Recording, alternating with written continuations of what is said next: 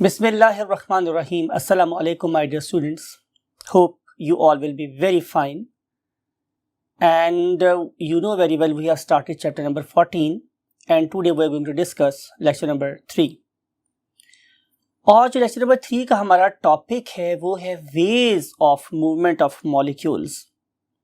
Right, आप लोगों को अगरचे लेक्चर नंबर 2 याद हो तो आपको याद होगा कि हम लोगों ने ओवरऑल व्यू लिया था कि पार्टिकल्स और सॉल्वेंट पार्टिकल्स बेसिकली वो हमारी सॉइल से हमारे रूट हेयर्स में या माइकोराइजा में मूव करते हैं और फिर वहाँ से वो एपिडर्मिस में मूव करेंगे, फिर वो कॉर्टेक्स में मूव कर जाते हैं. राइट, और देन वो एपिडर्मिस को क्रॉस करते हुए कहाँ पहुँच जाएंगे, जाइलम में, और फिर जाइलम से they will move into the stem and then to the leaves.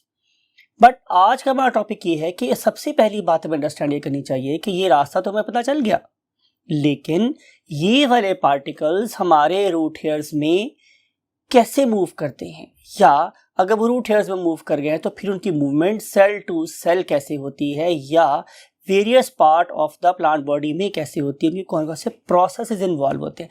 तो basically my address today is the processes that may be involved right in the movement of the particles. They may be the solute or the solvent. रॉस्ट्रम छोड़ने से पहले मैं आपको ये बात बताना चाहता हूँ, anything in the solution that is in greater fraction is known as solvent. right, for example पानी हो सकता है या कोई ऑर्गेनिक सॉल्वेंट हो सकता है.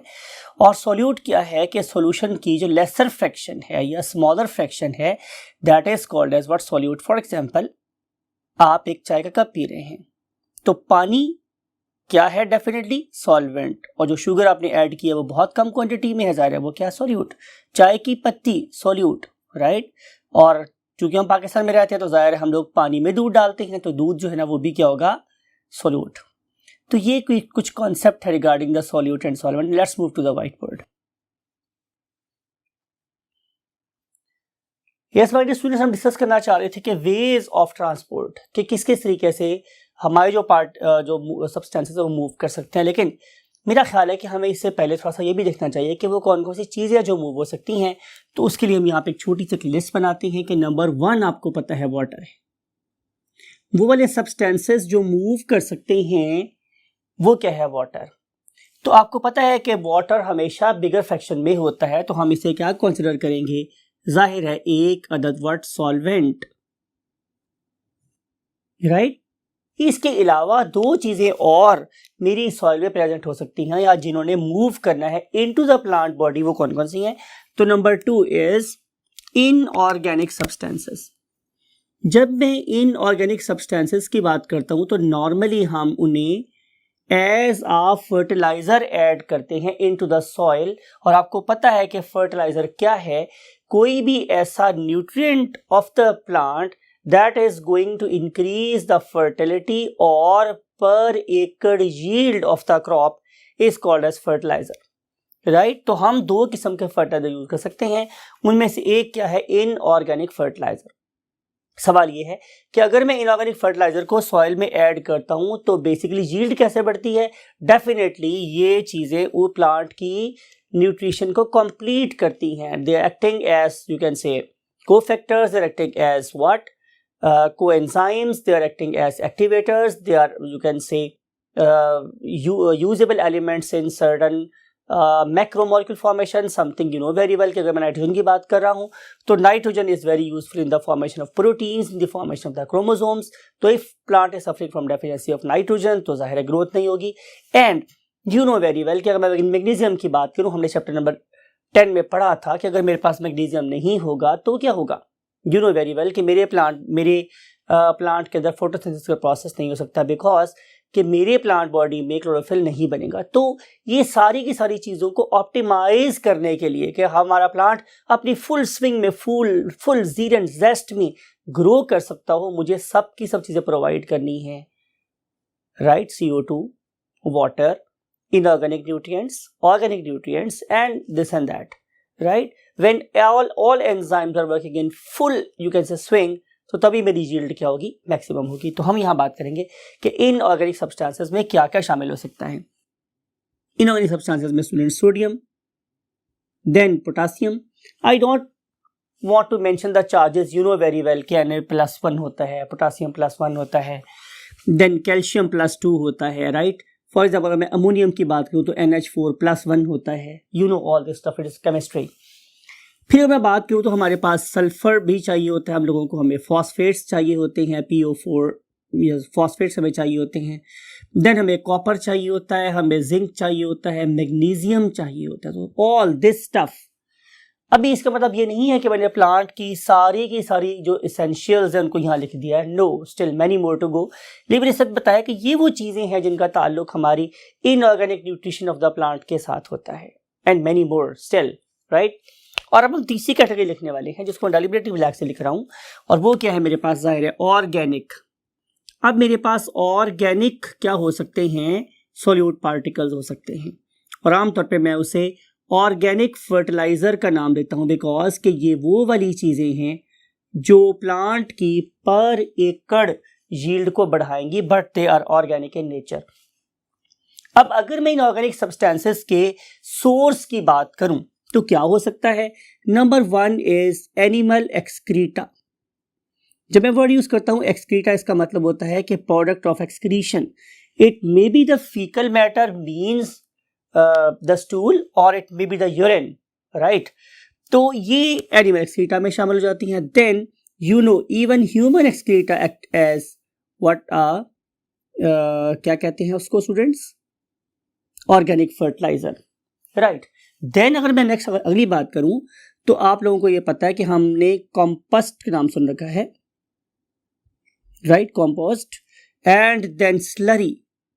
These are all examples of organic fertilisers, right. तो ये सारी की सारी चीजें ऑर्गेनिक है, ये इनऑर्गेनिक है, और ये मेरे पास वाटर है। यही वो चीजें हैं जो बेसिकली मेरे सॉइल से रूट के थ्रू मेरे प्लांट्स में शामिल हो जाती हैं। आइए हम इन पर्टिकुलर सब्सटेंसेस की मूवमेंट को वन बाय वन डिस्कस करते हैं। तो पहले हम सबसे पहले डिस्कस करेंगे वाटर को, जो कि हमारा सॉल्वेंट है। तो let's start with the water. How water can move. तो बात सिंपल है स्टूडेंट्स, आपको यहाँ पे 3 वर्ड्स अपने माइंड में रखने हैं। नंबर 1, सबसे पहला जो वर्ड है वो मेरे पास क्या है, कॉन्सेंट्रेशन ग्रेडियंट,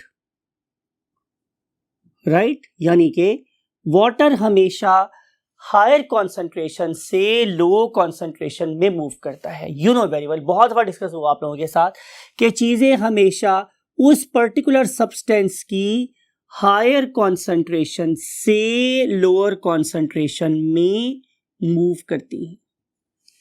तो ये बात वाटर के साथ भी जरूरी है कि अगर वाटर सॉइल में ज्यादा होगा तभी वो प्लांट बॉडी के अंदर जाएगा, राइट। दूसरी बात, second thing my dear students is ppm। Whenever I use ppm तो इसका मतलब मेरे पास यहाँ पे पार्ट्स पर मिलियन नहीं है, बल्कि यहां पे इसका मतलब है partially permeable membrane. Partially permeable membrane. अब इससे क्या मुराद है मेरे पास, भाई आपके क्लास के गेट पे मैं खड़ा हो जाऊं फॉर एग्जांपल, और हम पढ़ा रहे हैं को एजुकेशन की क्लास, राइट। तो मैं क्या करूं कि मैं आप बॉयज को फॉर एग्जांपल बाहर रोक दूं, गर्ल्स को बैठने दूं क्लास में। तो मैंने परमिशन दे दी गर्ल्स को कि वो क्लास में चली जाएं। तो at that time I was permeable to the girls, और मैंने बॉयज को रोक लिया। और नेक्स्ट मोमेंट पे मैं क्या करता हूं कि मैं गर्ल्स को बाहर रोक लेता हूं और मैं बॉयज को अंदर आने देता हूं। तो फिर मैंने क्या किया, at that time I was permeable to boys. तो वो एक ऐसी मेम्ब्रेन जो मॉलिक्यूल को सिलेक्ट कर सकती हो और उसके बाद कुछ मॉलिक्यूल्स को जाने दे और कुछ मॉलिक्यूल्स को ना जाने दे, उसे हम क्या बोलते हैं, पार्शियली परमिएबल मेम्ब्रेन, राइट। कि तो इसका मतलब मेरे पास ये होगा कि movement of the water molecules from a region of higher concentration to a region of lower concentration across a partially permeable membrane is called as a phenomena. We name it as what? Osmosis. तो इसका मतलब ये होगा कि water हमेशा osmosis के through diffuse करता है, राइट। दोबारा से एक्सप्लेन करो डिफ्यूजन क्या होती है, मूवमेंट ऑफ वाटर मॉलिक्यूल्स। ये याद रखना है कि जब भी आप लोगों ने वाटर को मूव करवाना है तो उसमें हमेशा ऑस्मोसिस इन्वॉल्व होती है, डिफ्यूजन नहीं इन्वॉल्व होगी, पर्टिकुलरली जब मैं सेल के अंदर दाखिले की बात कर रहा हूं। So movement of water molecules from a region of higher concentration to a region of lower concentration across a ppm or partially permeable membrane is called as osmosis, right? इसका मतलब ये होगा कि पानी हमेशा रूट से मूव करेगा towards root hair. Look at this, ये मेरे पास एक रूट हेयर है फॉर एग्जाम्पल, राइट, और ये मेरे पास क्या है, soil particles, these are soil particles. तो इन सॉइल पार्टिकल्स के ऊपर एक बहुत ही फाइन से थिन फिल्म के तौर पे क्या प्रेजेंट है, वाटर. और ये वाला वाटर अब क्या करेगा, ये वाटर यहां से मूव करेगा इस रूट हेयर के अंदर. तो आपको पता है रूट हेयर के बाहर क्या प्रेजेंट होती है, जाहिर है पार्शियली परमेबल मेम्ब्रेन. तो वाटर हमेशा इस पर्टिकुलर सॉइल से इस रूट हेयर के अंदर मूव करेगा. सवाल ये है कि इस पर्टिकुलर पॉइंट पे, मींस इस पर्टिकुलर पॉइंट पे या इस पर्टिकुलर पॉइंट पे या इस पर्टिकुलर पॉइंट पे कॉन्सेंट्रेशन ऑफ वाटर हमेशा कम क्यों रहती है, बिकॉज कि इस पर्टिकुलर पॉइंट पे water is readily taken up by the root hairs. तो अगर मिसाल के तौर पे यहाँ पे 20 है और यहाँ पर 10, तो वाटर हमेशा 20 से 10 की तरफ मूव करेगा. और अगर यहाँ पे 20 और यहाँ पे 40 है तो वाटर हमेशा 40 से 20 की तरफ मूव करेगा. तो वाटर हमेशा हायर कॉन्सेंट्रेशन से लो कॉन्सेंट्रेशन की तरफ मूव करेगा. इवेंचुअली कि वो हमारी रूट हेयर्स के पास पहुंच जाएगा, वहां पे आ जाएगी मेम्ब्रेन, और वो उस मेम्ब्रेन में से पास होने के बाद रूट हेयर का पार्ट बन जाएगा. And then its journey will start towards the centre. ये कभी भी ऑपोजिट डायरेक्शन में नहीं हो सकती, इसलिए कि उस तरफ वाटर कंज्यूम नहीं हो रहा. वाटर ने हमेशा हायर से लो की तरफ जाना है. तो यहाँ पे अगर आप कंपेयर करूं वाटर के पोटेंशियल को या वाटर की क्वांटिटी को, तो वो लीस्ट है. यहाँ पे और ज्यादा है, यहाँ पे और ज्यादा है, यहाँ पे मैक्सिमम है. इसलिए वाटर हमेशा peripheral part of the root hair से toward the centre part of root hair हमेशा मूव करता है. इसका मतलब ये होगा कि movement of water molecule is always from the distal part towards the proximal part. ठीक है, distal end of the root hair में वाटर पोटेंशियल ज्यादा है और जो proximal end of the root hair है उसमें वाटर पोटेंशियल कम है. तो वाटर हमेशा इस तरह से मूव करेगा टुवर्ड्स द रूट. ठीक है माय डियर स्टूडेंट्स, तो ये तो होगी बात हमारे वाटर की मूवमेंट की. अब हम बात करते हैं इन दो चीजों की, जिनमें से एक मेरे पास क्या, इनऑर्गेनिक सॉल्यूट्स, और दूसरे मेरे पास कैसे हैं स्टूडेंट्स, ऑर्गेनिक सॉल्यूट्स. तो इस पर्पस के लिए let's move to the second, you can say column of the board, right. Yes, look at this. हम ऐसे करते हैं कि हम लोग यहाँ पे हेडिंग बनाते हैं सॉल्यूट पार्टिकल्स की. अब हम लोगों ने सॉल्यूट पार्टिकल्स की बात करनी है, राइट. तो मेरे पास सॉल्यूट पार्टिकल्स दो तरीके से मूव कर सकते हैं. उनमें से एक का नाम मेरे पास क्या है, पैसिव मूवमेंट. और जब मैं पैसिव मूवमेंट की बात करूंगा तो आपको क्या याद रखना है, very important thing, that is no usage of ATP. इसके अंदर एटीपी हरगिज भी इस्तेमाल नहीं होती. लेकिन दूसरा वे मेरे पास कौन सा है, एक्टिव ट्रांसपोर्ट. ठीक है, और जब मॉलिक्यूल्स एक्टिवली मूव कर रहे हैं तो इसका मतलब ये है कि उनकी मूवमेंट में we have to use delta E, हमें एनर्जी इस्तेमाल करनी है. इट मीन्स कि there is an effective usage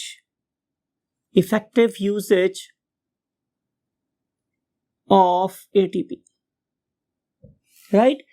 इसमें हम एटीपी को यूज कर रहे हैं. तो जिसमें एटीपी इस्तेमाल होगी वो एक्टिव ट्रांसपोर्ट, और जिसमें एटीपी इस्तेमाल नहीं होगी वो क्या कहलाएगी, पैसिव ट्रांसपोर्ट. अब सम टाइम ऐसा होता है कि हम आप लोगों से क्वेश्चन में पूछते ही हैं कि right a note on passive transport. तो उस वक्त जाहिर है कि आप लोगों ने अपनी अक्ले सलीम को इस्तेमाल करना है, और इस्तेमाल करने के बाद ये बताना है, ये लिखना है कि इसमें एटीपी इस्तेमाल नहीं होती. और वो सारे के सारे प्रोसेसेस जिसमें एटीपी इस्तेमाल होती है उसको अटेम्प्ट करते हुए लिखना भी नहीं है. जब आप लोग क्वेश्चन अटेम्प्ट कर रहे हैं तो हमने ये भी देखना होता है, बीइंग यू कैन से योर जज, कि whether you can perceive the question और नॉट.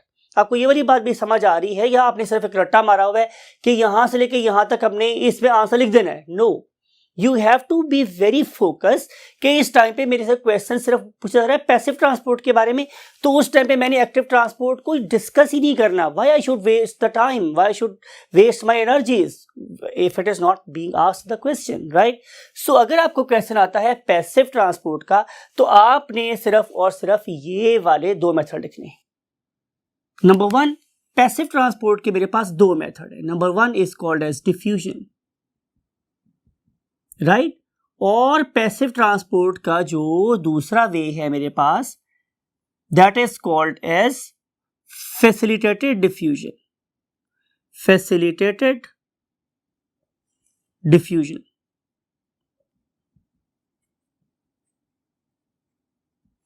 राइट. अब हम अंडरस्टैंड करेंगे कि basically what is meant by diffusion. तो सबसे पहले इसकी डेफिनेशन लिखते हैं हम लोग कि diffusion is movement of solute particles. It is movement of solute particles. ये इंपॉर्टेंट बात है, ठीक है. अब हमने वाटर की बात नहीं करनी, हमने सोल्यूट की बात की, शुगर की बात की, सोडियम की बात की, नाइट्रेट्स की बात की, उन्होंने फॉस्फेट्स की बात की, सल्फेट को बात की, मैग्नीशियम को डिस्कस किया, राइट. तो ये सारी की सारी चीजें किसकी है? Movement of solute particles. Definitely with the gradient. एक मैं वर्ड यूज कर रहा हूं, विद द ग्रेडियंट. इसका मतलब ये है, बिल्कुल वेरी राइट. अब मुझे एक आवाज यहां से क्लास में आई कि that is from region of higher concentration to lower concentration. तो बिल्कुल यही बात है. विद द ग्रेडियंट का मतलब है कि from a region of higher concentration to a region of lower concentration, right. हमने हायर कॉन्सेंट्रेशन में लो में मूव करना है. मिसाल के तौर पे कि अगर आप लाहौर में हैं या लाहौर में कभी आप आए हों तो आपने देखा होगा यहाँ पे एक नहर बह रही है. लास्ट सेक्शन में मैंने ये बात की थी कि आपके पास एक वो ट्यूब है, फॉर एग्जांपल, या आपके पास जैसे एक स्विमिंग बैट है, तो आप स्विमिंग बैट को नहर के अंदर फेंकें और आप पानी के साथ साथ साथ साथ बहते चले जाएंगे, राइट. और इस वाले केस में आपने बिल्कुल भी कोई पैडलिंग नहीं की, आपने कोई ओरिंग नहीं की, आपने कोई चप्पू नहीं चलाया, आपने कोई हाथ नहीं मारे और आप पानी के साथ बहते हुए चले जा रहे हैं. तो इस वाले केस में नो यूज ऑफ एनर्जी. तो जब हमारे पास यूज ऑफ एनर्जी नहीं होगा और हम मूव कर रहे होंगे तो इसे हम क्या बोलेंगे कि ये विद ग्रेडियंट है. आपको पता है कि नहर की एक साइड ऊंची होती है, नहर की एक साइड नीची होती है, तो पानी हमेशा बुलंदी से पस्ती की तरफ मूव करेगा और उसके साथ साथ उस स्विमिंग बेड के ऊपर लेटे हुए आप भी मूव कर रहे हैं. तो ये मूवमेंट कैसी होगी? पैसिव मूवमेंट होगी, राइट. तो movement of the solute particles with gradient is called as what? Diffusion. अब देखें कि लास्ट वाले बोर्ड में मैंने वर्ड यूज किया था अक्रॉस पीपीएम. इस वाले केस में हमने कोई ऐसा वर्ड यूज नहीं किया कि अक्रॉस पार्शियली पर ppm, nothing like that. So movement of solute particles from a region of higher concentration to a region of lower concentration is called as diffusion. अब इस वाले केस में आपने जो बात और याद रखनी है वो ये है कि डिफ्यूजन किस किस मीडियम में हो सकती है.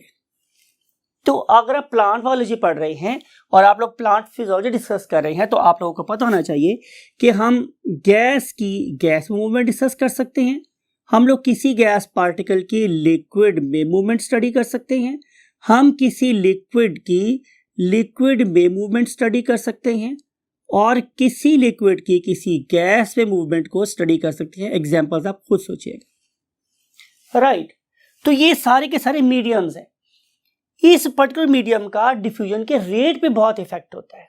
यू नो वेरी वेल कि अगर मैं आपसे ये कहूं कि आप जमीन पे भागें तो आप बड़ी आसानी से भाग लेंगे, लेकिन अगर मैं आपको सिर्फ 3 या 4 फुट गहरे स्विमिंग पूल में कहूं कि आप इसमें भागें तो आपको बहुत डिफिकल्टी फेस करना पड़ेगी. तो same is the case here कि वो मॉलिक्यूल्स जो एयर में बहुत आसानी से मूव कर सकते हैं वो पानी के अंदर बहुत मुश्किल से मूव करते हैं. अगर आप लोगों को चैप्टर नंबर 13 याद हो तो उसके अंदर भी हमने ये वाली बात की थी कि जो मूवमेंट ऑफ गैसेस है उनकी मूवमेंट बहुत ईजियर है in a rare medium, in a lighter medium as compare to the movement of gases in water और डेंसर मीडियम. तो मीडियम का बहुत इफेक्ट होता है डिफ्यूजन के रेट को डिटरमाइन करने के लिए. फिर उसके बाद जो फैक्टर इस डिफ्यूजन को मॉनिटर कर सकता है, गवर्न कर सकता है, वो क्या है स्टूडेंट्स? Surface area. अगर आपके पास सरफेस एरिया ज़्यादा है तो जाहिर है एक्सचेंज का या मूवमेंट का रेट ज़्यादा होगा और अगर रेट सरफेस एरिया कम हुआ तो मूवमेंट का रेट भी कम हो जाएगा. अब देखना यह है कि जो हमारी डिफ्यूजन है पार्टिकल्स की उसका रेट या उसकी मूवमेंट किस चीज़ पर डिपेंड नहीं करती, राइट. तो आंसर है कि this particular rate of diffusion is independent, बिल्कुल आजाद है, इज इंडिपेंडेंट ऑफ. ये इंपॉर्टेंट बात है, आप लोगों ने इस पर्टिकुलर वर्ड को अंडरलाइन कर लेना है. लाइन को अंडरलाइन कर देना है, ठीक है, और इस बात को अपने माइंड में भी रखना है बिकॉज कि मुमकिन है यही वो नंबर हो जो आप लोगों को मेडिकल कॉलेज में ले जाए। तो डिफ्यूजन या rate of diffusion is independent of two things. Number one, water. जरूरी नहीं है कि कोई चीज वाटर में सॉल्युबल है तो वो बहुत तेजी से मूव करेगी, हर चीज उसका निसार इस बात के ऊपर नहीं है। सो movement of solute particle is independent of the water potential, उस बिल्कुल उससे आजाद होती है। और दूसरी बात है कि movement of the other solute particles, हम ये कहना चाह रहे हैं कि आमतौर पे जो पार्टिकल्स हैं वो उनका अपना अपना रेट होता है, उनका दूसरे पार्टिकल्स की मूवमेंट के ऊपर कोई इन्हिसार नहीं होता, right.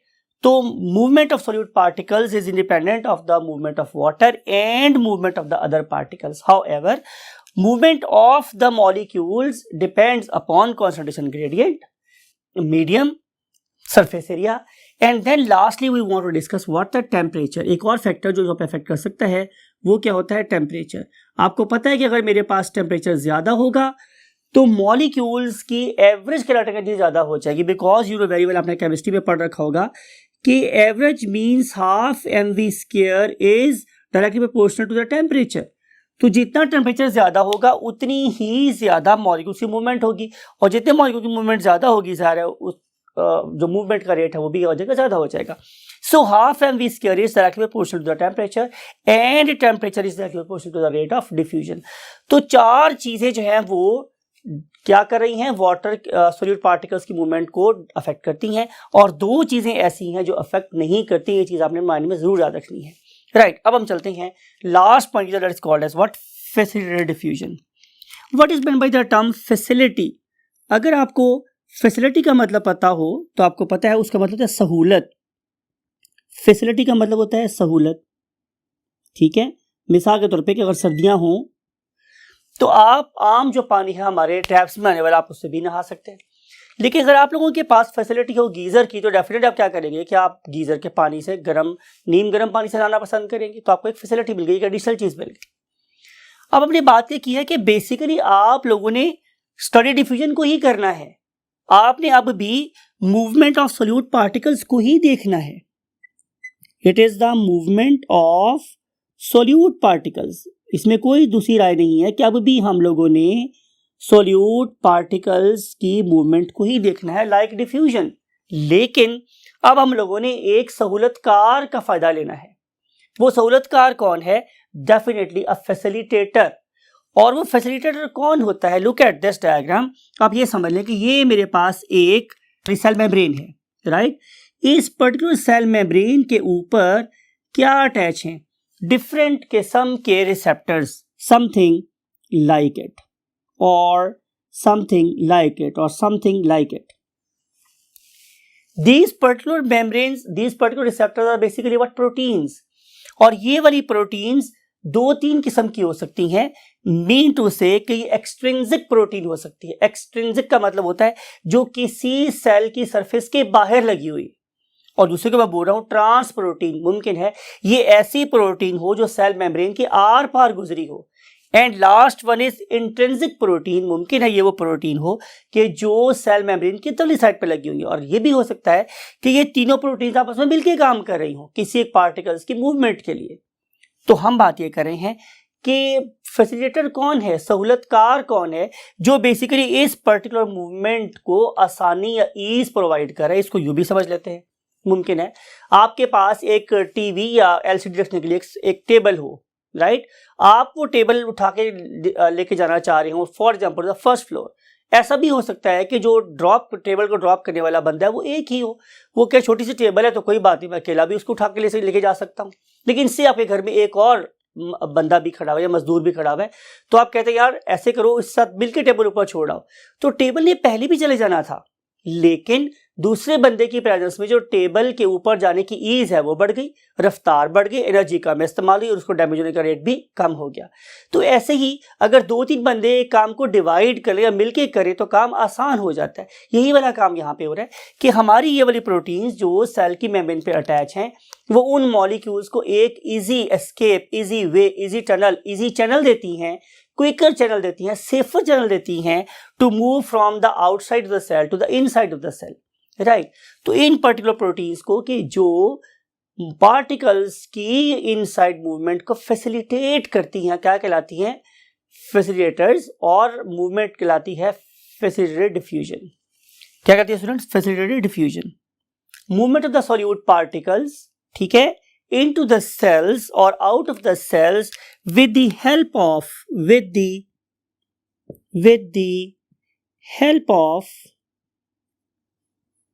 what? Receptor proteins. With the help of receptor proteins. चलिए मैं आपको एक तरीके से और समझाता हूं। अगर आप एक जानदार हैं और मैं आपसे ये कह रहा हूं कि जनाब आपके सामने मैंने नेमतें रख दी हैं टेबल के ऊपर और आप खाएं, आप ये इमेजिन करें कि खुदा न खास्ता आपके हाथ ही नहीं है, तो शायद आप खा लेंगे वन वे और द अदर, लेकिन डेफिनेटली आप लोगों के खाने की जो स्पीड है वो बहुत कम होगी। उसकी निस्बत अगर मैं आपको एक हाथ लगा दूं तो डेफिनेटली आपके खाने की स्पीड और बढ़ जाएगी, और अगर मैं आपको 2 हाथ लगा दूं तो स्पीड और बढ़ जाएगी, राइट। तो ये जो हैंड्स हैं बेसिकली ये समझ लें कि ये वही रिसेप्टर प्रोटीन्स है जो सेल की सरफेस पे लगी हुई थी। They are basically grabbing the molecules from the surrounding and then pushing them into the cells. तो मेरे हाथ मेरे खाने में मेरे फैसिलिटेटर्स हैं। तो movement of the molecules from origin of higher concentration to origin of lower concentration with the help of certain facilitator proteins is called as what? Facilitated diffusion, right? आइए हम इन facilitated diffusion वाले molecules की types को study करते हैं। Look at this my dear students, ये मेरे पास एक सेल है, right?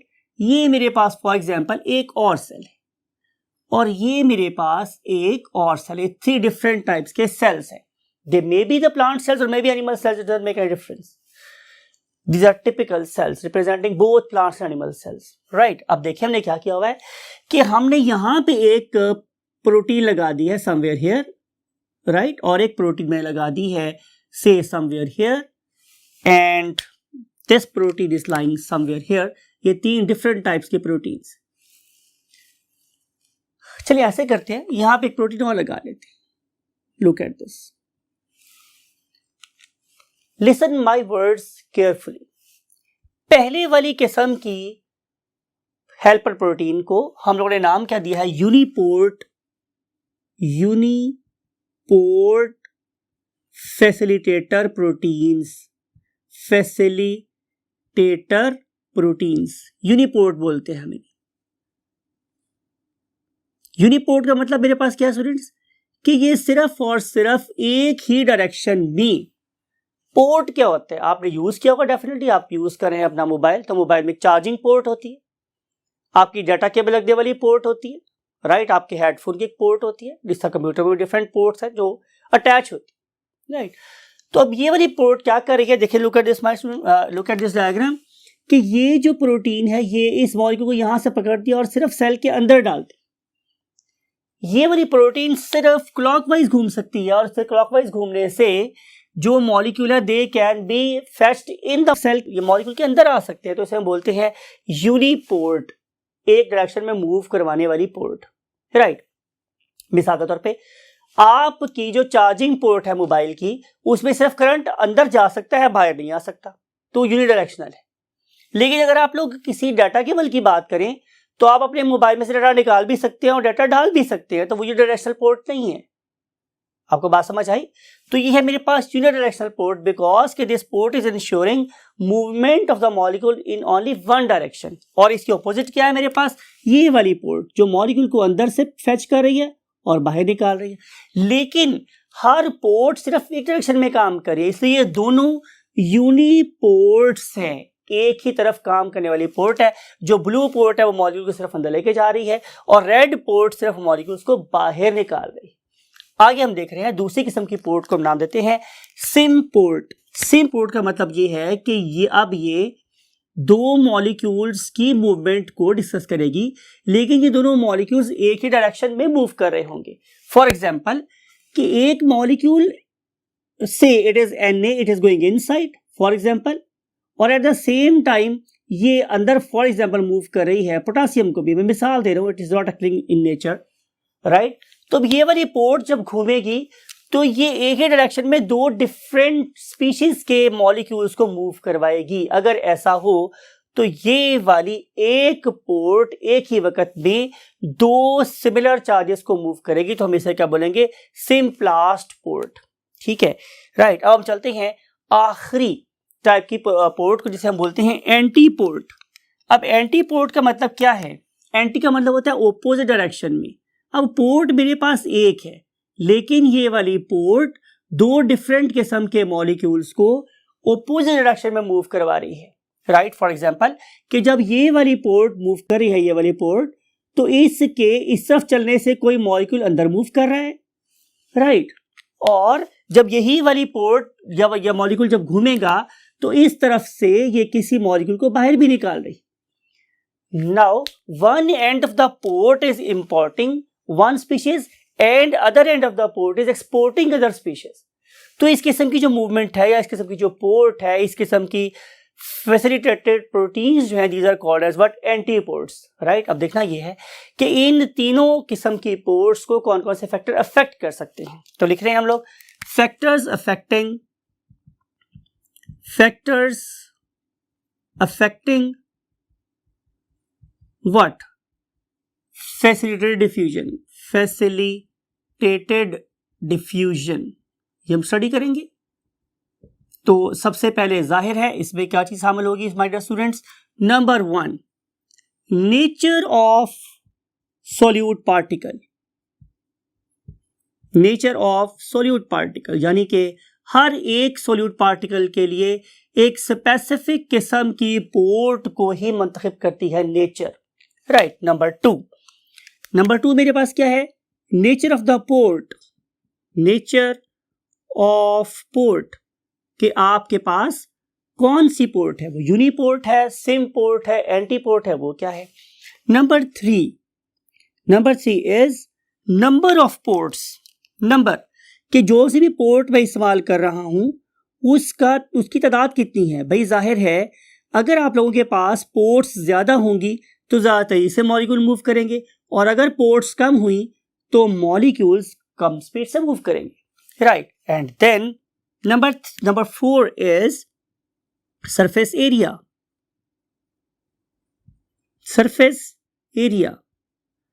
and number 5 is definitely what, the medium, and number 6 is gradient।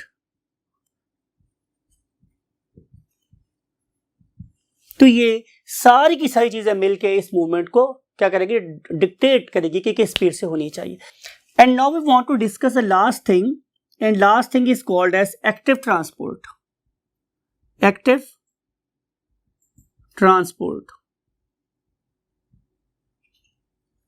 Transport मेरे पास क्या है स्टूडेंट्स, मूवमेंट ऑफ मॉलिक्यूल्स। ये इसकी भी आपने 4-5 बातें याद रखनी है। पहली बात है कि it is the movement of solute particles, ये भी सोल्यूट पार्टिकल्स के लिए है।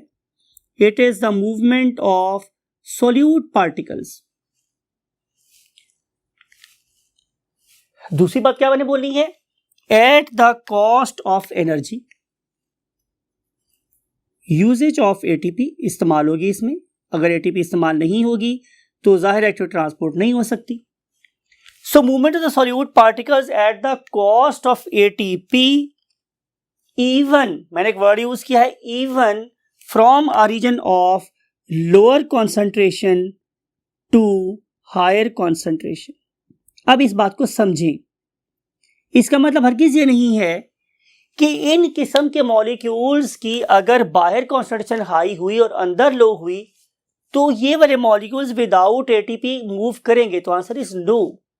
इन molecules they are so large molecules कि in any case we have to use ATP even if concentration is higher outside and lower inside, we have to use ATP, right।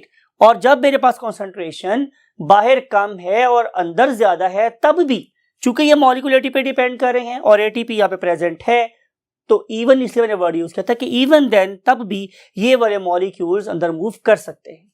आइए इस बात को समझते हैं डायग्राम की मदद से। लुक एट दिस कि ये मेरे पास एक सेल है और ये मेरे पास एक दूसरा सेल है, राइट। कोई मॉलिक्यूल है, से इट इज ग्लूकोज, और जो ग्लूकोज की कॉन्सेंट्रेशन है वो सेल के बाहर है 100 और इनसाइड जो ग्लूकोज की concentration say that is the 45, right. अब ये वाला ग्लूकोज डिफ्यूज कर सकता है inside but its pace will be very slow.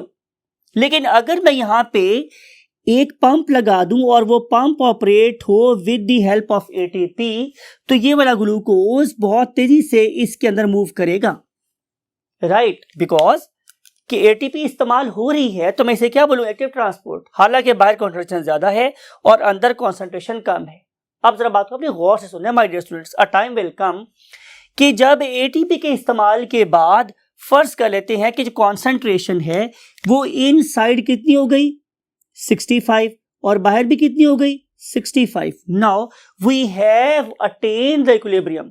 जब मेरे पास इक्विलिब्रियम अटेन हो गया तो उसके बाद क्या होगा, तो मैंने बोला कि ये वाला प्रोसेस चूंकि डिपेंड कर रहा है एटीपी पर और एटीपी यहाँ पे प्रेजेंट है तो ये वाले मॉलिक्यूल्स इसके अंदर जाते रहेंगे यहां तक के फॉर एग्जांपल यहाँ पे कॉन्सेंट्रेशन हो गई 45। नो यू कैन सी कि अब बाहर कॉन्सेंट्रेशन 45 है और अंदर 65, स्टिल एटीपी इज देयर, तो ये और भी अंदर जा सकते हैं। Even concentration is low outside and higher inside, still ATP means that particular pump is keeping on working and working। अब यहाँ पे मॉलिक्यूल्स आ गए जस्ट 15 और अंदर हो गए for example 85, still no difference at all, कोई टेंशन वाली बात नहीं है because pump is there, right.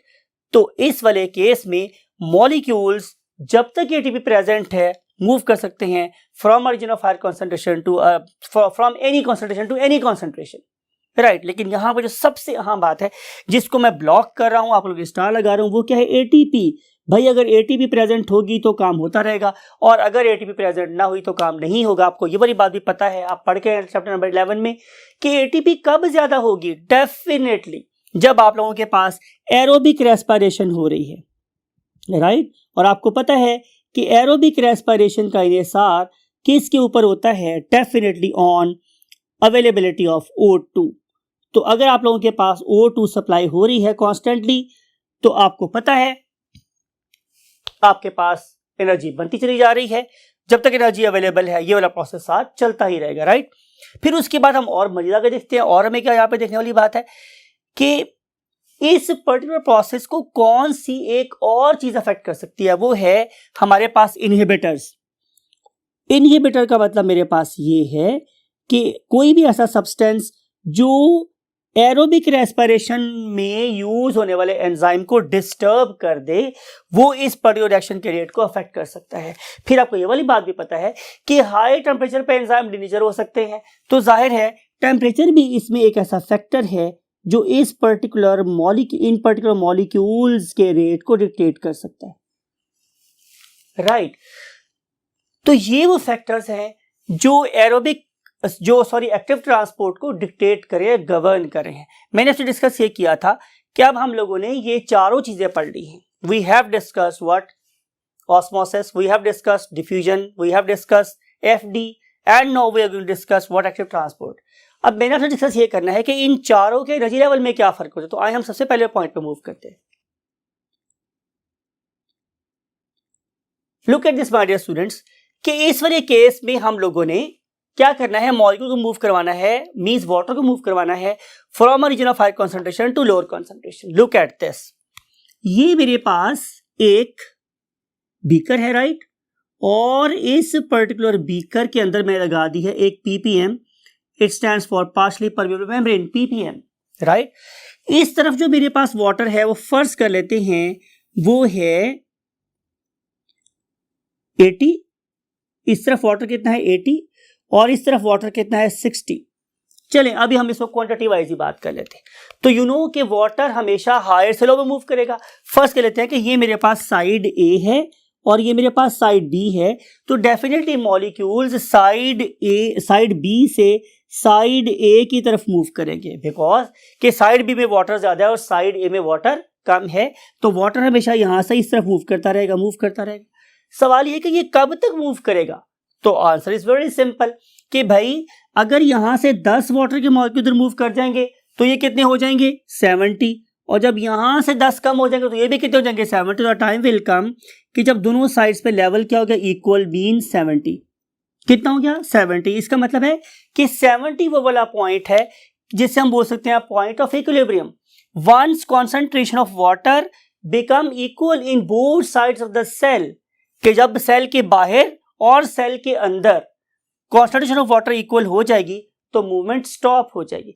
तो movement of water molecule in case of osmosis totally depends upon gradient. Once we have got the equilibrium then no more movement of water. अब हम चलते हैं किसकी तरफ, इस डिफ्यूजन की तरफ। यहां पे भी ऐसा ही हो रहा है।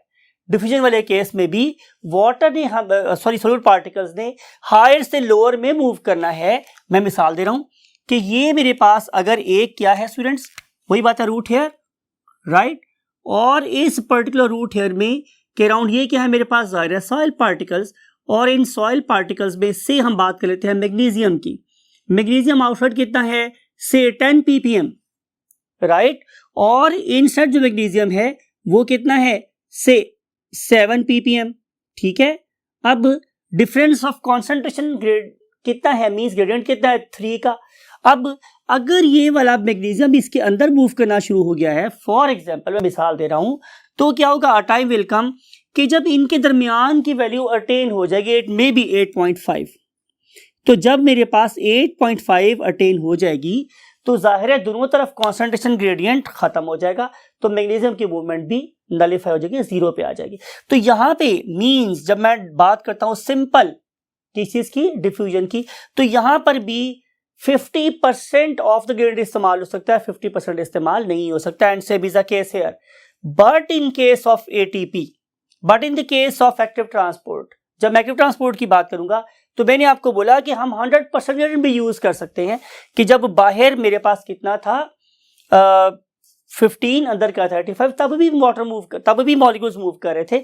इवन अगर यहाँ पे 1 हो जाए और यहाँ पे 99 हो जाए तब भी जो मॉलिक्यूल है वो मूव कर सकता है, because pump is there, right. Pump है आप लोगों के पास, आपके पास 2 टैंक है, आप एक टैंक का पूरा पानी उठा के दूसरे टैंक में डाल सकते हैं, because you have got the pump. तो जो एफिशिएंसी वाइज सबसे इफेक्टिव जो वे है वो मेरे पास क्या, एक्टिव ट्रांसपोर्ट, और जो सबसे मतलब लीस्ट एफिशिएंट है वो जाहिर मेरे पास पैसिव वेज है। लेकिन उसका एडवांटेज क्या है कि भाई आपके पास एनर्जी है या नहीं है, आपके प्लांट को सब्सटेंस अवेलेबल हो सकता है। So these are the 4 types of movements, those are possible in case of the plant roots। और ये वाली चीजें कहाँ कहाँ कैसे कैसे अप्लाई हो रही हैं, मीन्स आपके प्लांट बॉडी में कहाँ सिंपल डिफ्यूजन हो रही है, कहाँ ऑस्मोसिस हो रही है, कहाँ एक्टिव ट्रांसपोर्ट हो रही है, किस चीज की हो रही है, इन सब चीजों की application, that is the most important thing in your life, कि आप लोगों के पास एक थिंकिंग ब्रेन होना चाहिए ऑन योर शोल्डर्स, और एक अप्लाइड ब्रेन होना चाहिए आप लोगों के शोल्डर्स के ऊपर कि ये चीजें इवेंचुअली हम यूज कहाँ करेंगे। इन सब बातों को अंडरस्टैंड करने के लिए wait till next lecture, and I always say take very good care of your great parents and yourself, distribute happiness around you, and always be polite to one another. Allah Hafiz.